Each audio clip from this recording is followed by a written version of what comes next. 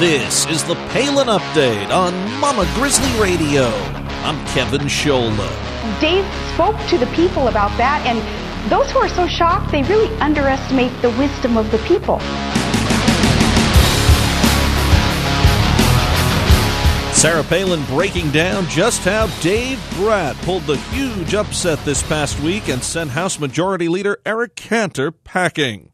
Today we will discuss the Cantor loss and much more with the great conservative columnist and author, Michelle Malkin. Governor Palin congratulates Dave Brat after his upset win over Cantor. Palin compares and contrasts Watergate with one of many Obama scandals. We strap in with the Colonel once again. Rob Maness joins us from Louisiana. A brand new Commonwealth Common Sense with Susan Stimpson is coming up. And just ahead, our latest edition of Steel Resolve with Sarah Steelman. First, we say hello to Michelle Malkin. She is a conservative author and columnist and self-described maker of trouble, and that's why we like her the most. Michelle Malkin, welcome to the Palin Update on Mama Grizzly Radio.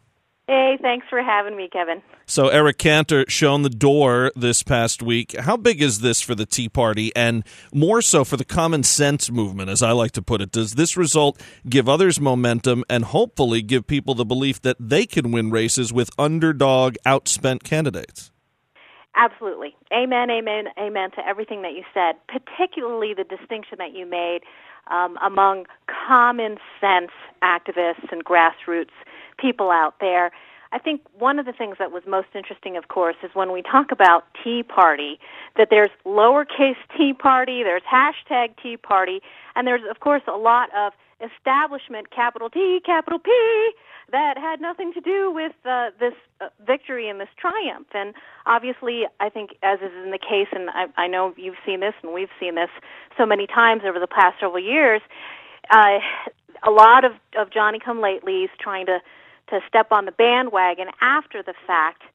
But you know, I think the resounding message here is one of anti-incumbency, anti-DC establishment, anti-hubris, anti-arrogance, and that's something that really resonates far beyond, you know, establishment GOP circles. And I think it's very encouraging for so many underdogs across the country in local, state, and federal races.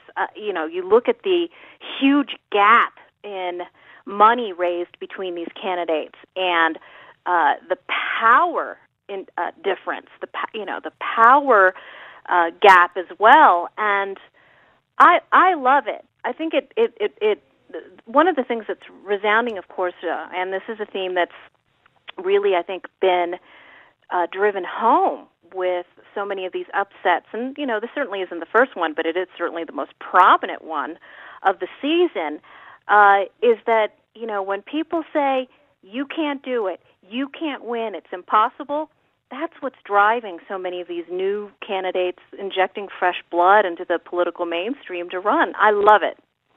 And you've been a Sarah Palin defender and backer for so long, always speaking up for her and speaking out when she's trashed by our fair and balanced media and others. Why is Michelle Malkin a Palin person? Well, I think there's so many things that I have in common with Governor Palin, and obviously that Mama Grizzly spirit. You know, I've got a 13-year-old and a 10-year-old, and everything that I've done in my adult lifetime, certainly since I became a mother, has been to guard my children, you know, from the federal overreach of the government in education in particular, in every aspect of our families' lives, in the way that we have chosen to live our lives. And I think there's a sisterhood. I think that there is a special sorority, particularly among outspoken conservative women who will not let themselves be run, dictated, operated by, condescended to, not only by the far left and the femagogues, as I call them, and the lamestream media, as Governor Palin loves to say and says so well, but also I think among the party bosses and the boys' club that has ruled the Republican establishment so long. And she was such a groundbreaker in that respect, and she continues to be. I think another thing you have in common with Governor Palin is she really uses social media to her benefit. Facebook and Twitter, she can really capture a moment by simply posting her thoughts. You know, some people have to really run around and make a scene to be heard, but she has mastered that art of getting a point out there through today's technology, and you've done the same a lot now with Twitchy.com. It's been great to see just a superb job of showing the hypocrisy that I've noticed through Twitchy when it comes to how conservative women are treated as opposed to liberals. Whenever Sarah Palin's attacked, even if her post has nothing to do with politics, she's still attacked. But Twitchy's there is kind of a bit of sanity in an insane internet world. Yes, and I think we certainly all have a vested interest in pushing back against false narratives, and this is something that Governor Palin does so well, and it's something that I've been privileged to be able to do for, 20-plus years in my public life as a conservative woman, quote-unquote, of color, as the left always likes to say, the race-obsessed, skin color-obsessed left. But I think that there are many, many great equalizers at our disposal. And obviously one of them is the Second Amendment and arms. And with regard to the First Amendment and conservatives, no matter what your gender or color or background is, social media has been an incredible great equalizer. We've seen it on the campaign trail for these grassroots candidates that we've just been talking about, Kevin, but we've also seen it with everyday moms in particular who, don't spend every waking moment and are not paid by tax dollars to lobby or to be full-time political operatives, but it is so empowering to be able to dash off a Facebook post or, I don't just say speaking truth to power, tweeting truth to power, and that was, the whole idea behind Twitchy when I started it a couple of years ago, because I saw that Twitter was such an effective medium in organizing Palin supporters, Tea Party activists, your 9/12 folks, and here in Colorado where I live, all of the organizing around the successful gun recalls. And that was really another one of those smash the establishment and be the underdog, don't listen to the party bosses in either parties. And look what happened. The impossible was accomplished. And I think in the vein of Governor Palin and the optimist, my hero, Ronald Reagan, this is a message that the right needs to get across. It can be done. It will be done. It must be done. I especially like when really all you do is show some of these ridiculous tweets that are put out there, these hateful messages, not only against Governor Palin, a lot of times against Bristol Palin, who is not a politician in any stretch, and you just really don't even have to respond to show just the weird visceral hatred that's out there, and that kind of shows their hand right there. So I think it's appreciated, though, Michelle. Now, back to Virginia's 7th, which has proven to us, like you said earlier, it can be done. I think a lot of people, you get a little depressed. People in North Carolina, Kentucky, they worked so hard trying to get these Tea Party guys, and then you still lose by 20, 30 points, and you say, what the heck can I do? So the 7th shows it can be done. What other incumbents need to be on upset alert, if you will? Who else can be canternized?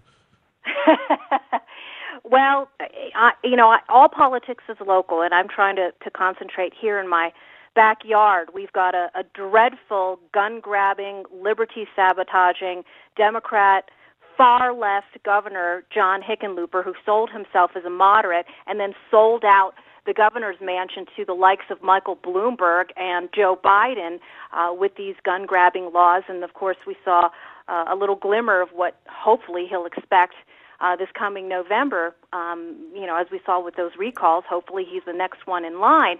And we've got an interesting field here. I wrote about it for my last column. Governor Palin endorsed Tom Tancredo when he ran for governor a couple of years ago, and he's doing it again. Last time he ran as a third-party candidate. There was, unfortunately, the Republicans here who run the party itself are a mess, and that's the case in a lot of state Republican parties.